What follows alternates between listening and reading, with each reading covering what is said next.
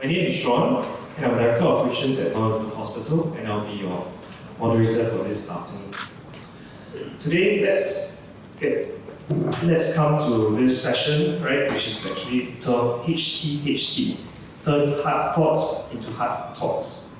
This is a fireside chat organized by the Tan Chin Tuan Foundation in partnership with Mount Elizabeth Hospital and Limitless Singapore. The title of today's discussion is, Are You Okay?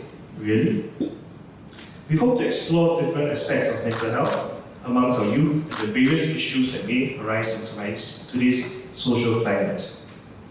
Since early 2020, youth mental health has been a hot topic, especially because of the pandemic.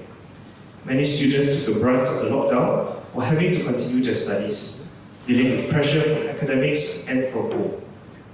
We hope to shed some light on the topic today and explore the avenues of help and assistance for those who may need it. We have therefore invited the 5 individuals you see before you here, with different experiences, to join in the discussions and share with us some of their insights, from both a professional's perspective as well as individuals who have lived experience. Now let me introduce you to the panel. Right, we have Dr. Brian Yu, consultant psychiatrist at Mount Elizabeth Hospital to my right. We have Mr. Adrian Lau, principal psychologist, also from Mount Elizabeth Hospital.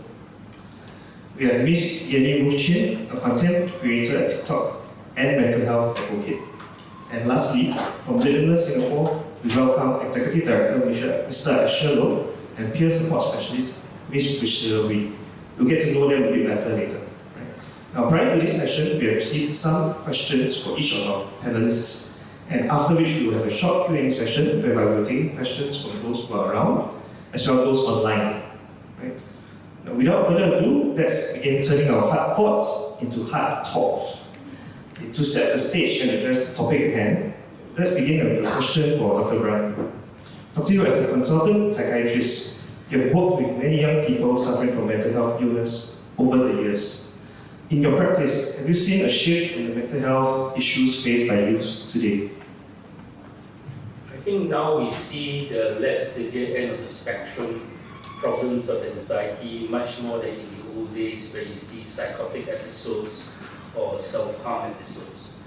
We are awaiting eagerly the findings of the first National Youth Survey done by NIE, Ministry of Education and IMH, where preliminary figures suggest, and it's been announced in the press, that about 1/3 of youths do have issues of symptoms of sadness, anxiety, and loneliness. But this does not translate to actual cases seeing the social work agencies. And this also does not mean it's the tip of the iceberg. The ones that come and see psychiatrists are the more severe end of the spectrum. But across the board, there seems to be a need for such services, especially with the awareness coming on board now in society regarding the need for mental health, and the COVID situation has also brought up many things to the surface. So now that we have a better understanding of what our youths are facing, what do you think we can do as a society to help? How can we, in our various roles, create a healthy ecosystem for youths so that they feel comfortable to seek help? I think platforms like this are useful because we destigmatize mental health issues, right? No one is ashamed or should be ashamed of having mental health. And some people would even advocate that standing up for mental health is a brave act on that individual. And so the societal advocacy for mental health, the provision of more services, the recognition that people need help, the provision for work-life balance, the ability to work from home for different individuals.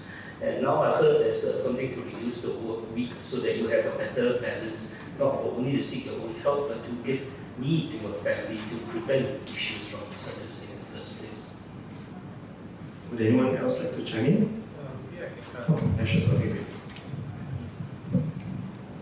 yeah, and I think that was great. Thanks, thanks Dr. Yo for talking about it from a very systemic view, right? I think when you think about it from a macro view, we also want to look at it from a micro view. When you think about, you as the person, right, coming in, you as a parent, You as the teacher, you as the friend, you as the uncle, the auntie, the pastor, right, as a social worker. And I think it's more important also that we start to recognize that we individuals, right, can make a difference in our own sphere of influence. And it starts from us. Who are the people around us? Right? Who are the friends around us? Who are the children, the youths around us? Who are the people that we have an impact on, that we can create impact with? Yeah, so if I'm a teacher, can I make my classroom a more mentally inclusive space? Can we have conversations about it? Can we add it into our lesson plans? Right? If I'm a youth, right, can I be open to having those conversations with my friends? Are you okay now? Right? You haven't been doing well.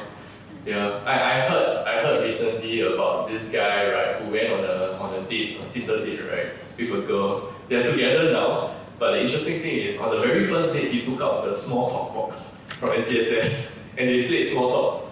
Right, and the entire date was just small talk, and he used that as an opportunity to talk about mental health.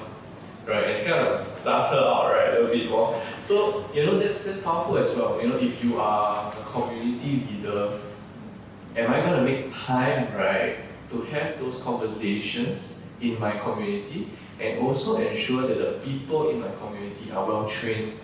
Because there are many organizations out there, Limitless is one of them, right, that can provide the training for the community to be trauma informed, to be mentally informed, right, to be psychologically minded as well. Yeah, so I believe that there's also that space that we can come together with the systems in place, right, to make that difference. Excellent. So referring to those who are around people who are suffering, right? To me, that's where the next question for Adrian comes in. Right? So what are some of the approaches we may adopt as family, as friends, right? If a family member, we realize that it's experiencing mental health struggles. Okay, so for family and friends, okay, so I think the most important criteria is that you must have good relationship at home. Okay, with or without mental health issues.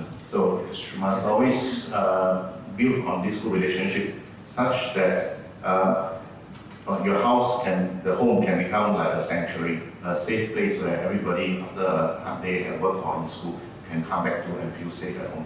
So it's only when there's such a relationship, then you can start to offer help to your family member. So presuming that his relationship is alright, then we can start gently, start a conversation, maybe asking, it seems that you are more stressed out recently. Can I talk more about it with you? Or can say that I'm more worried about you recently. Would you like me to try to find out for you? Okay, so that is to assure them that you are caring and that you are willing to listen to them. So try to listen more than give advice, because I think you will hear people saying that, oh, after I talk to my father, he just tell me what to do. I don't like that. Okay, so because we are so used to wanting to solve things quickly, so we forgot that mental health issues cannot be solved with quick fix. So spend more time to listen and try to get the whole picture so that your family member will feel that you genuinely care and that they'll be more willing to speak up to you. Right. And what are some of the barriers that you think we discourage these youths from seeking help?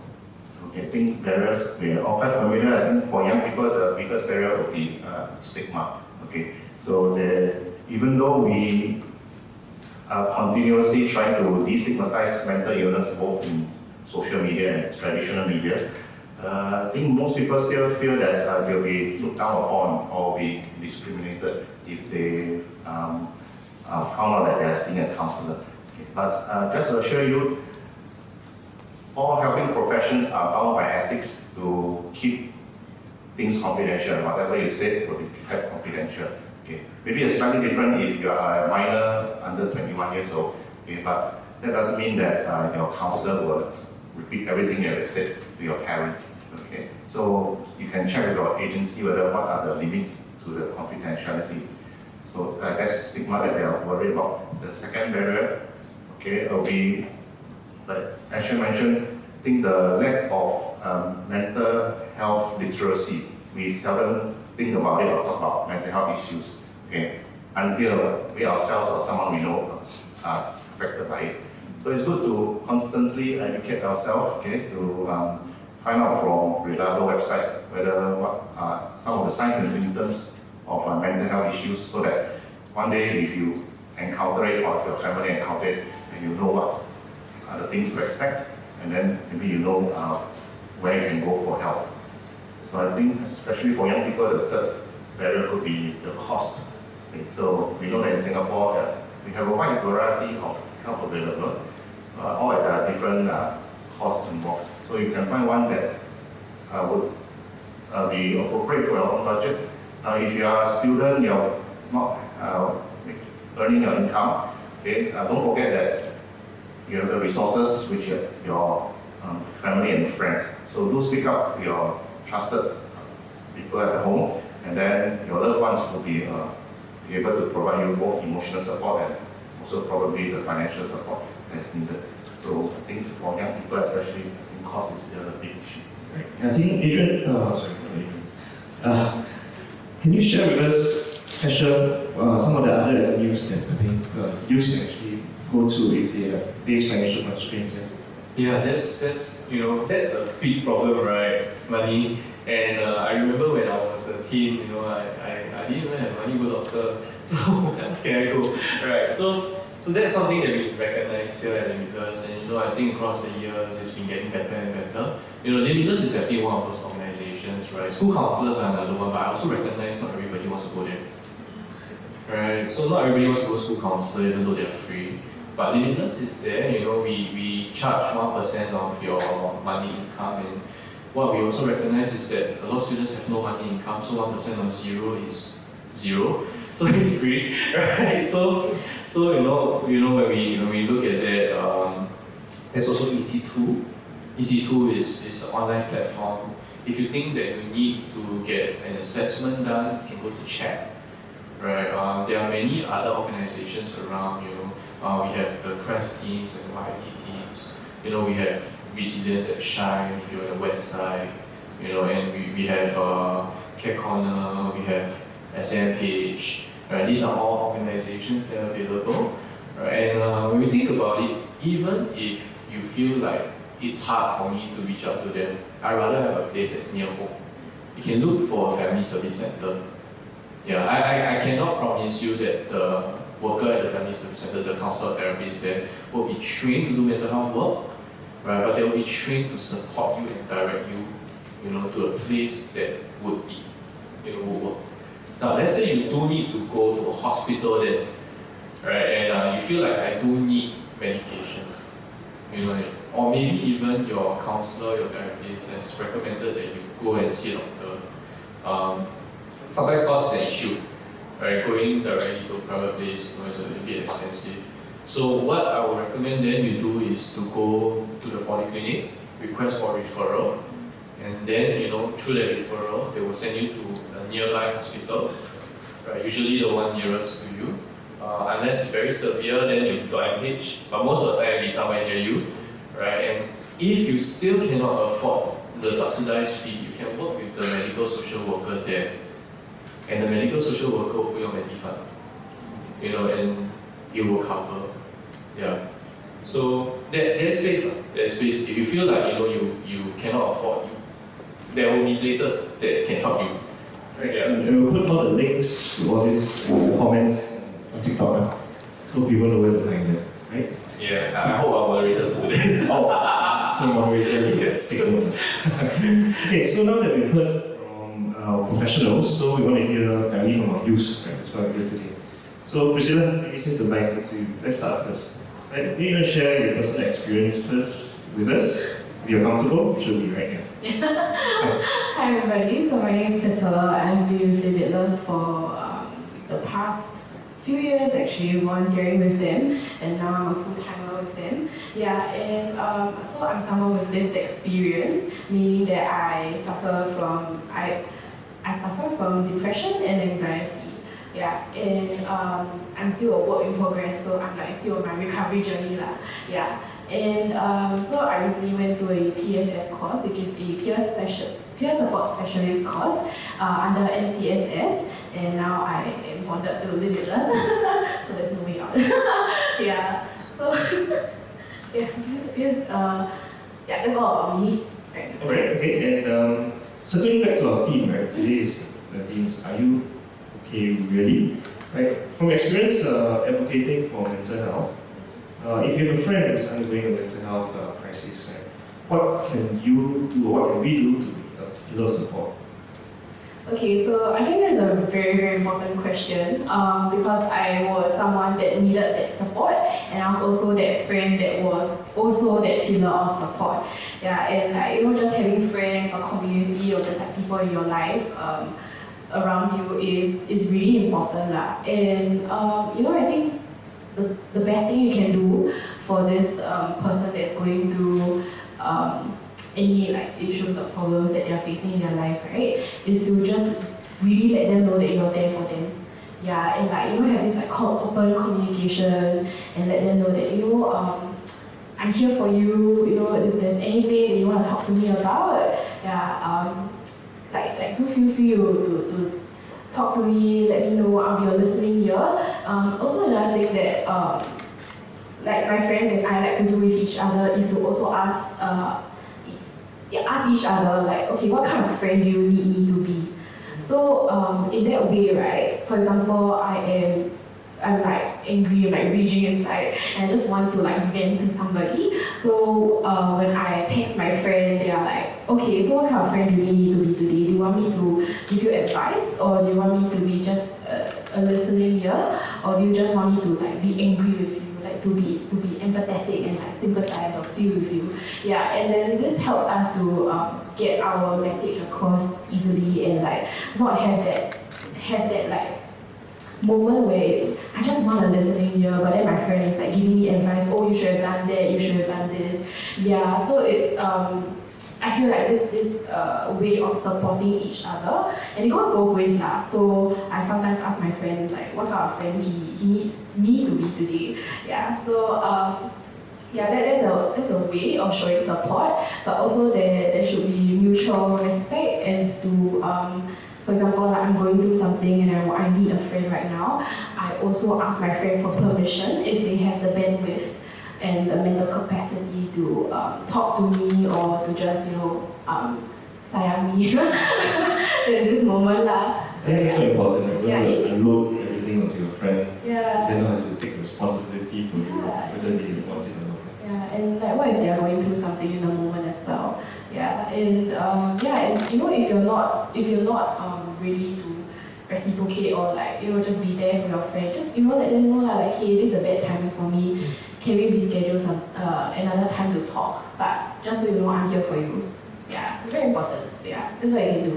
Yeah, good point. But so in your experience, what works and what doesn't? Okay, very good question. If we're talking about drawing the lines of like this boundary thing, right? Of what works and what doesn't. So I think it's very important because it's an issue that I used to have. Because like when you don't draw boundaries, you get burnt out more easily, and you're just not taking care of yourself. And how do you take care of other people when you're not taking care of yourself first? Yeah, and like I think back then when I was putting everybody else before me, I ran out for myself. Yeah, and it was very tough. It was very hard. So actually, knowing how to draw your boundaries is a form of self-care as well. Yeah, and so going back to the question of what works and what doesn't, I think something very, very simple that anybody can do is to let the person know that it's not a good time for me right now. Yeah, like can we arrange for a catch up next week? Or like something that I like to do with my friends is that I let them know that I don't have the bandwidth right now, but they can feel free to say whatever they want to say to me first. Yeah, so they can drop me a text, like a massive spam, or voice record what they want to say to me, maybe let it out, and then I let them know that hey, okay, I'm just gonna look through your messages and like get back to you when I am recharged. So this is something that I do that. Yeah. Right, good points. A lot of times we really want to help. Yeah. right? So we see someone, but we don't know. Sometimes you mentioned drawing the line. Yes, correct. Sometimes we don't even know where the line is, right? Yeah, that's right. How do you define where the line is? And how much is too much, right? Sometimes you get very overwhelmed, right? Great, So, great. you want to share with us on that? So definitely if you get too overwhelmed, it just goes back to the boundary of like knowing where your limit is. So knowing what your max capacity is and how much you can take in is also something that is very crucial lah. Yeah, and I think you just need to know that you cannot save everybody around you when you're not, fully charged. Yeah, when you're not like fully rested. Yeah, and then if not, you will just be very burned out, and you do not want that to happen to you. Yeah, because I think someone once said to me when I was like going about helping everybody, and then this person just like kind of stopped me and be like, "Hey, Chris, so you're caring about everybody, but then what about yourself?" Yeah, the person that spends the most time with yourself is you, and saying no during boundaries is, like I'm saying it again, but it's a form of self-care. It's very important. I strongly emphasize it so that you do not want to let yourself burn out and then you're unable to like care for the people around you anymore. Yeah, loving the people around you is the same as loving yourself, really. Yeah. Love yourself first, right? That's right. Yeah. How about Esther? You think from someone who's involved in this space as well, what are the boundaries we should set, right? So, across them. I think definitely understanding yourself, understanding your time. So if, for example, I sleep at like 11 p.m., then let the friend know that, hey, you messaged me, right? After a certain time, I may not reply. I will reply tomorrow, but it doesn't mean I don't want to take care of you, I don't want to help you. It's just that I'm asleep, right? So to set that kind of boundary, when I was 15 years old, I was helping a friend, and he was going through some like really bad mental space, right? And I will wake up to 60 missed calls. Nokia 3310, right? Run out by 3,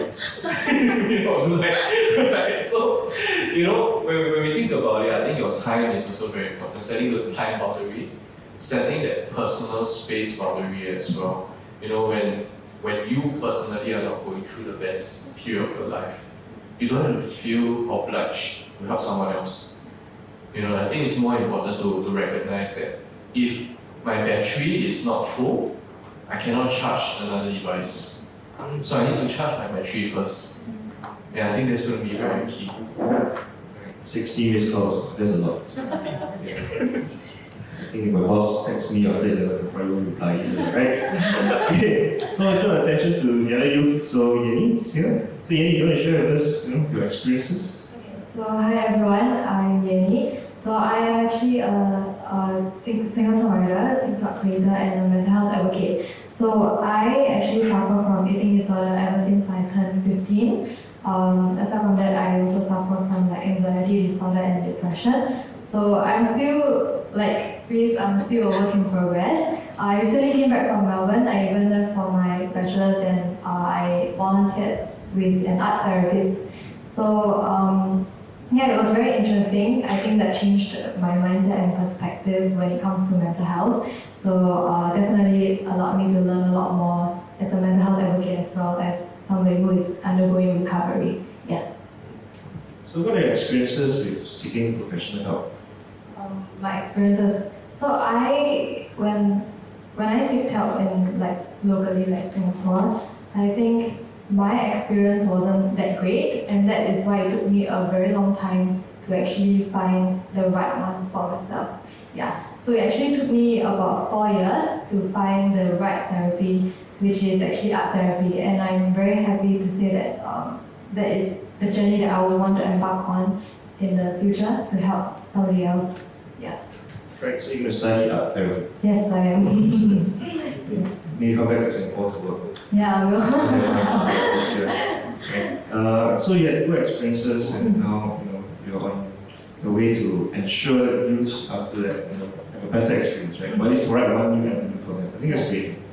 And during your counselling sessions, do you ever feel that your confidentiality or your privacy was an issue?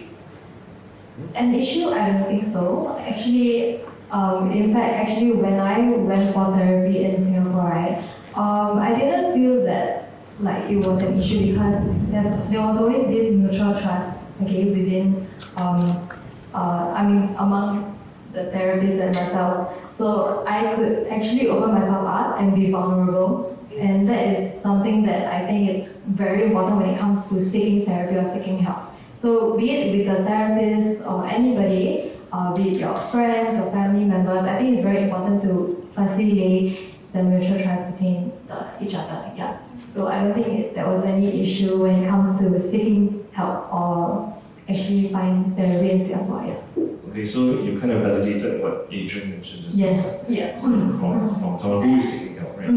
And I think Adrian also mentioned about stigma, right? Yeah. When seeking professional help. So again, as someone who sought professional help previously, what, in your opinion, how can you actually share this stigma, right, during your recovery journey? You're going to be labeled. Okay, so to be very honest, I think coming from a youth perspective, living in this society where, you're being brought up in this like entire environment and society where it's so easy to put labels on somebody, right? It's something that I would say that it's not easy to live as somebody who has mental health struggles or is undergoing recovery. And for that, I just want to say for whoever or you who are actually undergoing recovery, you need to know that you need to be proud of yourself that from the entire time when you actually realize that you have these struggles to the point, to the end where you actually accepted that, okay, I have these problems, I need to seek help, and you actually seek help, you need to be proud of that. And in the meantime, while you're actually fighting your own battles, right, you're actually fighting the stigma as well.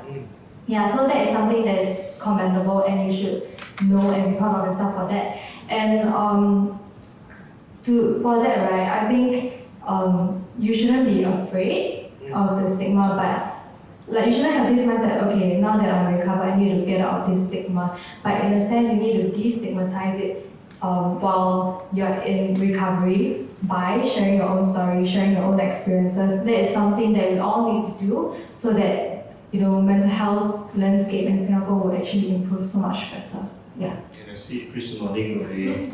You want to jump in as well? Actually, yeah, because like that is what Yanni and I are doing right now. We're sharing our story, our experiences. But like I had a different take for this question from Yanni. So she was a bit more like oh yes, be proud of yourself. Yeah, like destigmatize the stigma. But I'm also the kind of person that was very afraid to tell everybody that I was suffering from mental illness, yeah. And I was really terrified. I think I only started to tell people when I was 17, 18, yeah, around there. So I think the biggest takeaway from this like whole thing that we've discussed also, right, is that actually yes, you have mental illness, but you are not the mental illness. And yeah, do not let this mental illness define who you are, because you're so much more. Like, look at Yanni, she's a singer-songwriter, she's like a mental health advocate, she does create content, correct? Yeah, and I'm like doing other stuff also. So like I do pottery on the side, I actually teach pottery. Yeah, and I'm also working with Limitless to advocate for mental health, and like we are so much more than just like our mental illness. It is part of us, but it's not us. Yeah, and that's what like we are trying to relabel ourselves now, instead of like having people put their labels of what they think of us on us. Yeah. Right, excellent work. I think that's why you guys are on the panel. Okay, so now we've shared a bit about from the clinical perspective, from the youth. Right, so maybe first like to Asher. So going to the community, right, and how we can help, right? What are our government agencies, right? And we have sort of social service agencies here today. First, drawn up initiatives, like what has been done in this landscape so far? We can share this. I think it's changed tremendously in the past 5 years. When Limitless was started, we were like one of 4 agencies that were providing mental health work to use mental health intervention. We've never seen such a more excited generation, right? To do things and dive in and go without pay and do all these like exciting things just because they want to make a change, right? And we're starting to see more and more young grown-ups, young people start grown-ups. But at the same time, we're also starting to see government support for mental health work. And in the past couple of years, I would say that if not for government support, Limitless would not be here. Right? And in the next couple of years, if not for government support, there will be no more new grown-ups that survive. I think the issue is survive. Right? You can start something, but no money cannot continue. Right? So with government support, with funders like the Tan Chin Tuan Foundation, with the different people being interested in the landscape, I think there's a lot of hope. There's a lot that we're going to see happen in the next couple of years. And what we're seeing more of now as well is a collaboration between medical professionals and grown-ups. Right? It's a collaboration between the different agencies which we've never seen before. Previously, agencies used to work in silos. But today, we are starting to support one another. SOS and Limitless works hand in hand, right? Limitless and HTHT works hand in hand. And we work closely with all the different agencies around. I mentioned this at Shine, actually out of view on camera, right? One of their staff is here. One of their leaders are here, and we work closely with each other all the time. Yeah, and I think the thing about it is that we have recognized the power of doing things together. And when the hospitals, community, the government, right, can come together and just focus on trying to make a difference, right? I think a lot of things will happen. Yeah. So collaboration is never given, right? Never. You have to fight hard for it, right? Nurture it. And that's great. Any other sharings on this one? Yes, right?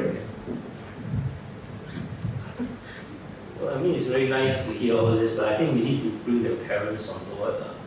So firstly, you may have a nice household, you may have a caring parents, but your kids don't want to talk to you. It doesn't mean that you're a lousy parent. So don't blame yourself. So children or kids or teenagers or youth would have a right, I suppose, to seek help outside the home. It's not an invalidation of your love and your care for your child. I think I want to address something from the older folks. That's number one. Number two, seeking help comes in various forms. Currently, there are a lot of platforms that you could do. You could do online work, you could actually go for counselling, you have social work, you have funding agencies, unlike in the past where you only see certain medical professionals. Having said that, friends sometimes are limited with time and expertise and bandwidth. So for example, if let's say they need time about issues that you're familiar with, I can understand that your friend can be useful. But if the friend is threatening suicide, if the friend is cutting, if the friend is taking substances, if the friend has eating disorders, I think slightly more professional help is needed. Yes, you may find different professionals at different times. You need to find someone that fit in with your worldview at that material time. It doesn't mean that one doesn't work, another will work. For very severe cases, you think there's a very keep them in eat. It's very severe end. But it doesn't mean that that works for everyone. It doesn't mean that each therapy works for you at that time. So choices are important, various platforms are important, funding is important, and I think we live in an interesting age where there are many more choices available, but parents would like to be involved. And I think we should give them a chance in part of the journey for them to at least be asked to be involved so that they can also take charge of where the treatment may want to move in. That's about what I can say. Okay, thanks. We hold the mic because you touched on another question that was sent in earlier. So this is from Xie Shuangbin from TCTF Group, who asks, are the mental health issues for youth face these days a reflection of our older generation's parenting styles?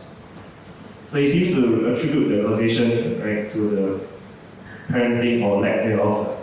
right? And how can we focus on what we can do to make our children, in a way, be less rigid? Okay, so there are issues of causation and issues of remedial help. So if you want to say causation, I don't think parents are going to be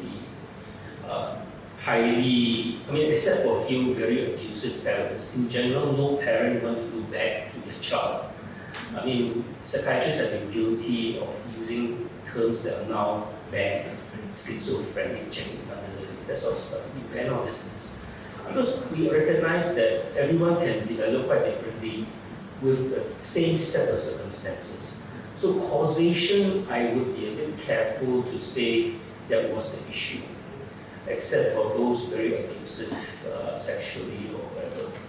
In fact, even for sexual orientation, we now don't blame parents as well. Okay? No such thing as dominant fathers and fathers. We don't put such things on there. In terms of health-seeking behavior, support for family, yes, one could argue that there could be a very dichotomous thinking that mental health is weak and so therefore one should not talk about it and therefore put it under the carpet. So maybe my generation may have some issues about allowing the child to open up and seek help, especially outside of my knowledge. I think that may be something that I think is a quite I may accept that there may be some attitudinal changes that need to happen, but not causation. All right. Thanks very much for sharing from our panelists, and we'll move into the Q&A session. So for those who are with us here in person, if you have a question, please raise your hand. We'll pass you the mic. Right? State your name, your organization, and if you want to direct a question to one of our panelists, say who. Right? I'll direct a question. For those who are online, feel free to type into the chat box, right, and we'll pick them up as it comes along. Okay? We have a few questions that already came in. Right, so I have another question from Jessie Chong from SAMH, who asks, as parents, how do we encourage youth to share their mental health concerns with us? So since the mic is Adrian, come.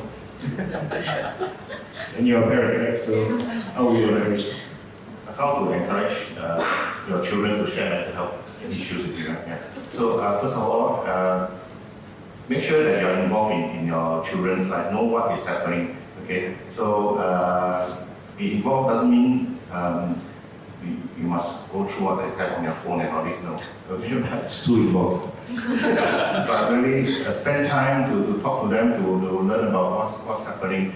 And I think one important thing would be for you to really say that you are there for them, okay, for your children, because sometimes parents can be quite busy and they think that my kids are doing fine, just leave them alone. Okay, so it is quite dangerous to do that. Okay, so I think hopefully nowadays nobody use this phrase anymore, whereby we say, among parents, don't know this young generation, don't know what they are up to nowadays. I don't understand them. Make sure this phrase doesn't come to your mind anymore, because it's your job to try to understand them and not to blame them that it's changed so much you don't understand.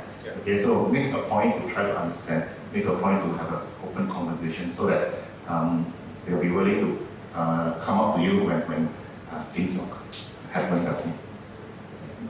Right, we have another question online from Shin, and I'm going to paraphrase. I think she is asking, what if the professional help is not helpful and actually worsens the problem? Shin says that the professional is giving more anxiety. Yeah, sometimes. Can I do you answer the question? Well, I think the initial session is important. So, firstly, many people are reluctant to see a professional, especially they're brought in by parents, by the police, or because of some legal charge against them. So obviously, our role sometimes is quite difficult, right? We're not here to say there's no problem. You may not like the solutions, right? For example, some children come here, they have an agenda in mind. The agenda could be, I want a term off school, I want to have excuse from this, I want to be allowed to do something else. it's quite hard to balance the needs or the wants of the individual, and yet you want to address the needs of the parents and hopefully their journey to recovery.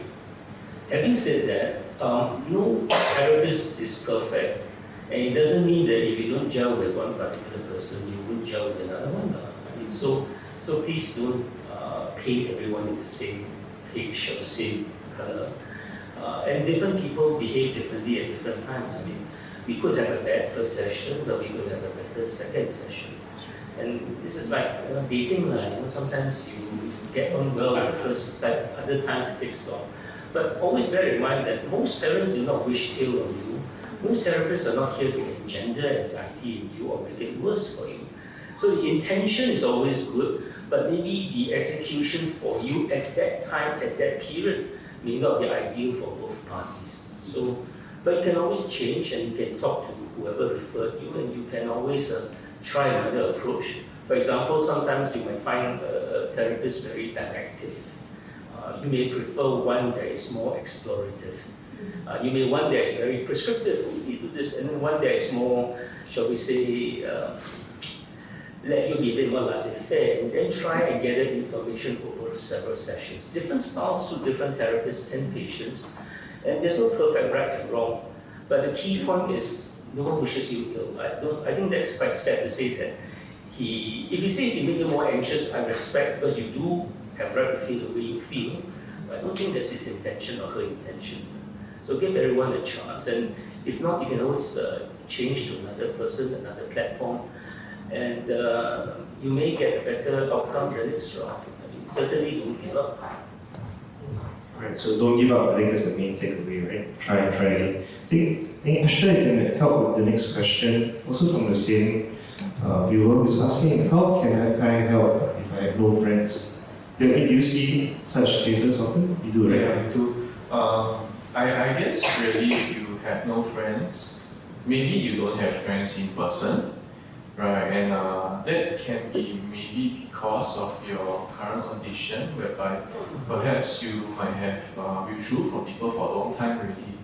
You know, then slowly but surely friends kind of fall away. But that's, that's a good place to start. Because then you can, if you don't feel like you can reach out in person, you can reach out online. And right now there are many online platforms where you can get that support from one another. Limitless is a safe house Discord channel, right? But we're not the only ones out there. There are other channels out there available. And I would say for many of us, especially if we are young, right? We would be either studying or we would be working. I think it's a good place also to reach out and build those friendships as well. Yeah, and I would say this, that you will be surprised by the type of support that you will get, when you do reach out. Sometimes we might expect the worst, but actually we get more support than we think we would have gotten. Yeah. So don't be afraid to reach out. There are many platforms. There's Reddit, there's Discord, right? And a lot of people start there. Yeah, after you build enough courage, right, you can start building those friendships in real life. And then as you build those friendships in real life, you start to build that circle of friends around you, whereby you can kind of like work off them as well. Yeah, I think it's excellent life advice for everyone in general, right? Yes. I have another question that's now directed at youth, so two of you. Huh?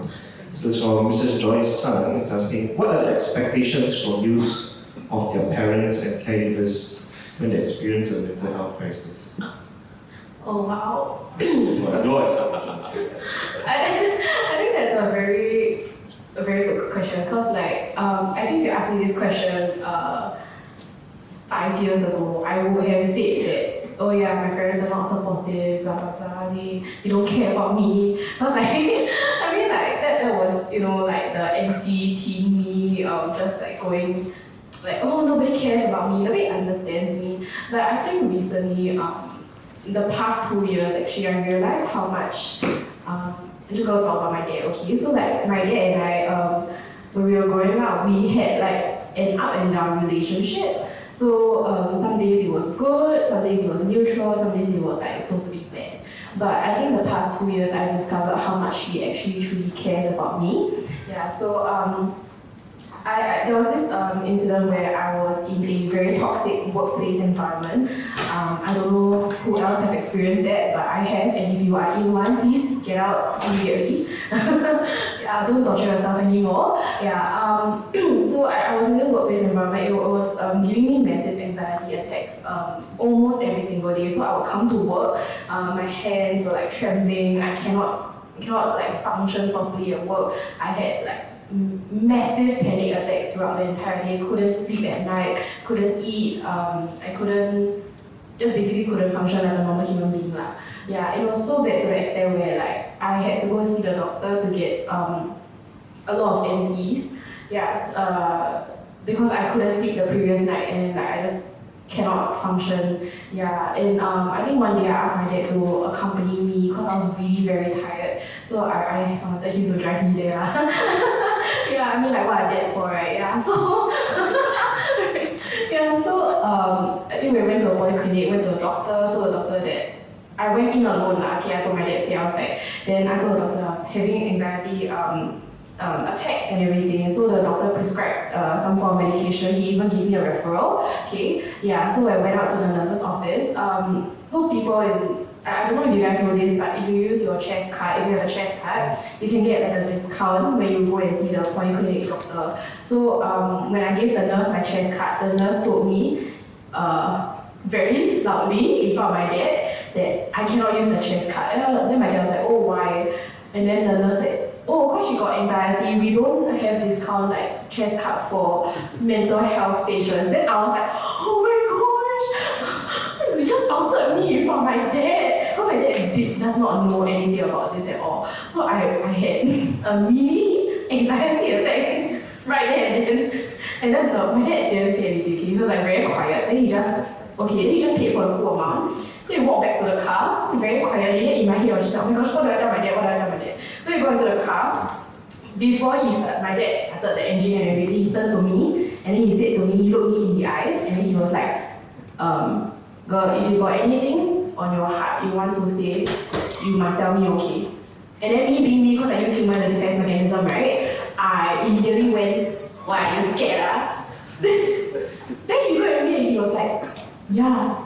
And then I was just like, guys, I wanted to cry in the car, okay? That was when I really realized that my dad really truly cared for me and truly loved me. Yeah, and I think more importantly, coming from a youth perspective, that it went through mental health issues and whatnot, right? I just really wish that my parents were more there for me, were more supportive of me, yeah, and more like open with me as well, and let me know that if there's anything that was on my heart or on my mind, I could come to them and talk to them. Yeah, like I feel like that was what I really needed lah. So yeah. Right. So who's sharing? Yanni, any sharings? For me, I think my expectations, like when it comes to like myself or other youths with like parents, right, it would be more of like understanding and open mind. And where do these two come from? It's from open communication. So I think it's very important to have open communication with your parents and also with your kids. So one thing that I've learned throughout my entire recovery journey was, because I suffer from eating disorder, and it's very difficult to actually know what someone with an eating disorder thinks when it comes to food, when it comes to just sitting by the table, right? So my mom actually had difficulties to understand what I feel and basically the things that were on my mind. So therefore, I think open communication is very important, because one day I was just telling her that I don't want to drink water, and she just kept asking me to drink water. So eventually we actually fought because she asked me to drink water. And I was like, oh my god, like we are fighting over a glass of water, which is like something that it's just a simple thing, right? But then we still fought. So I actually explained to her, I said that the reason why I don't want to drink water is because blah blah blah, and that has come to like for me to realize that, okay, this is what I need to tell her, for her to actually use another approach to actually ask me or actually encourage me to drink like water in a sense. Yeah, so what I realized is open communication works just like love languages. So every of us have different love languages, right? So for example, mine can be quality time, and for my mom it could be words of affirmation. If I portray my love via quality time, she wouldn't feel the love because her way of receiving is words of affirmation, right? So it's the same thing. You apply that example or reference to open communication, and that's how you can get the whole ecosystem to work, like to improve your relationship with your parents or your kids. And it should actually happen way before your kids have like any form of struggles. So I think having an open communication will open more doors and actually save your kid way before things start to happen. So hearing recurring themes here today, right? So trust and communication. So these two are very, very important. Right, but thanks for sharing. Right, before we go on to the next question online, so again, those who are with us here today in person, okay, questions? Yes, sir. Right, thank you. Passing the mic. Oh, Hi. Hello. I'm Shaharaj. I'm a rising fourth-year student at Yale in US. So this question relates more to the practice regarding, say, being a mental health peer, or in other words, just listening to your friends' mental issues. Right? This question is more targeted at Brian, Adrian, and also Priscilla, because my understanding is that you guys are practicing.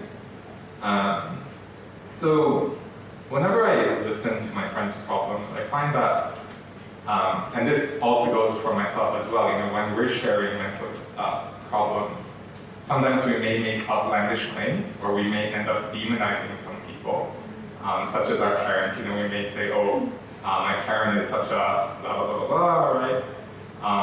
Or, oh, my teacher did X to me, even though when you come to think about it, in hindsight, it wasn't that bad. But that's related, those are like case by case. But the main point is, how do you find balance, or if you do find balance between hearing out a person versus pushing back on what they say? Because sometimes it is a good thing to give them rationalization to their issues, but at the same time, when do you turn on the, okay, I'm gonna hear you out, but I'm also gonna push back on what you say. So, what's your daily practice when listening to such people? Yeah, that's my question.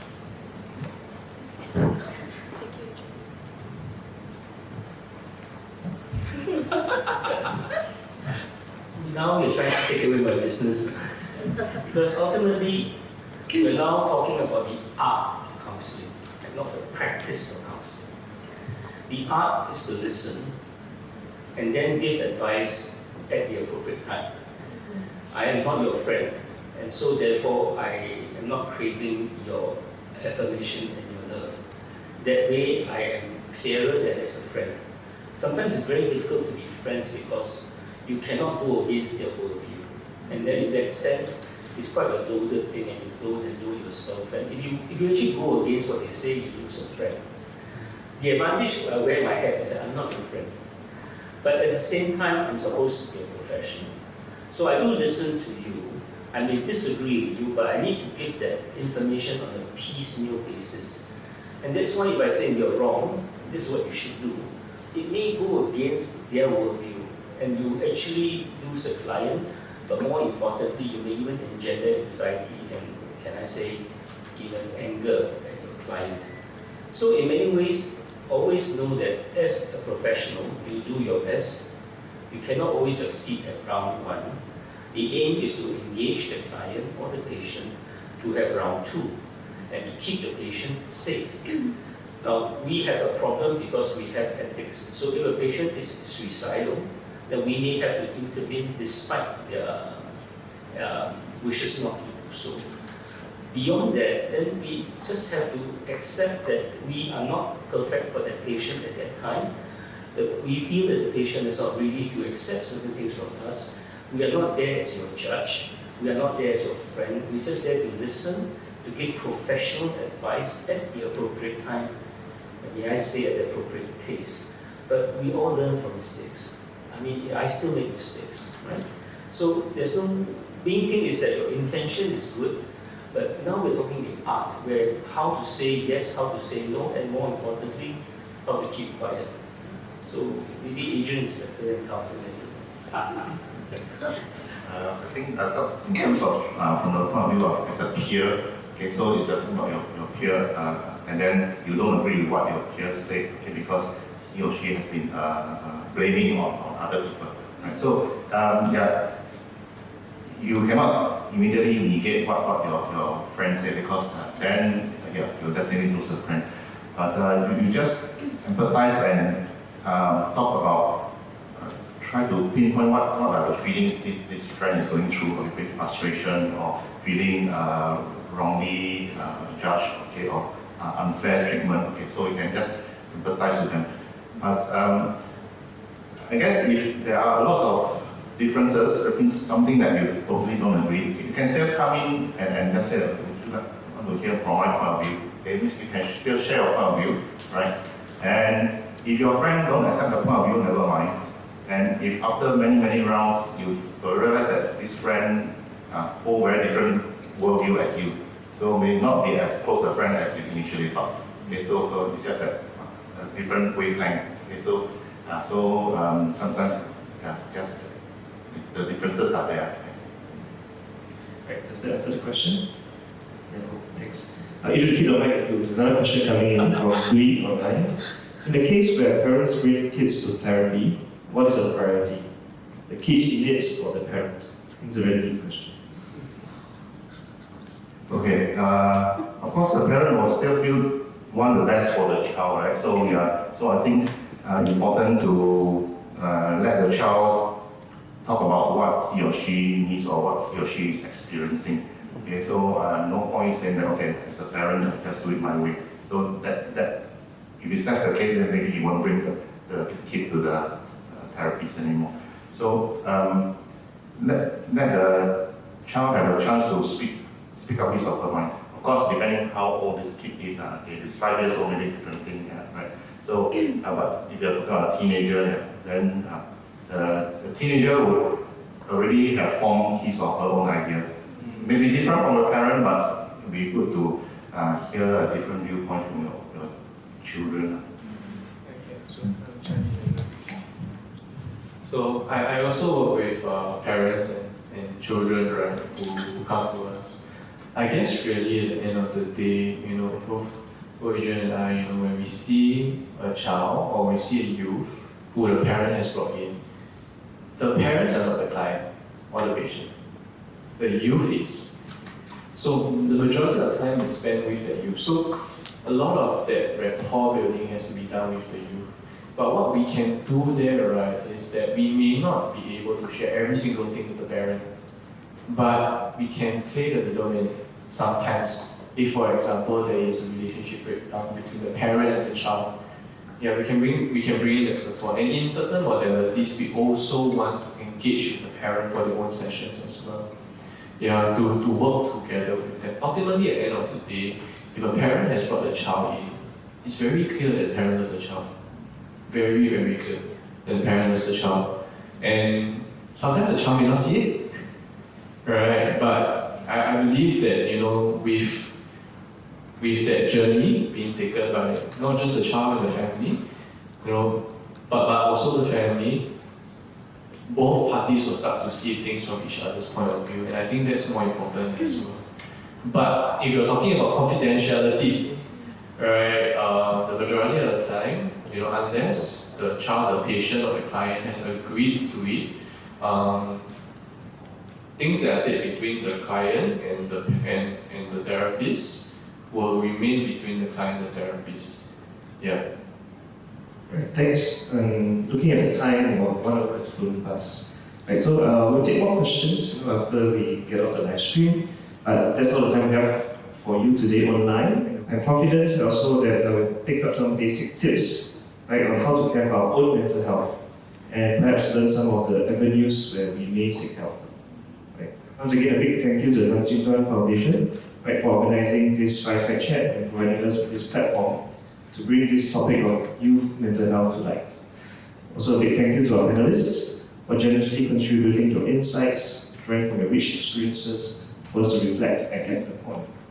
And lastly, thank you for our guests who are here in person, as well as those viewers online who have, I still see lots of questions coming in. Yeah, we'll try to answer them, right? For being so attentive. Right. There were many great questions, and till next time, I'm Dr. Sean. Thank you and stay safe.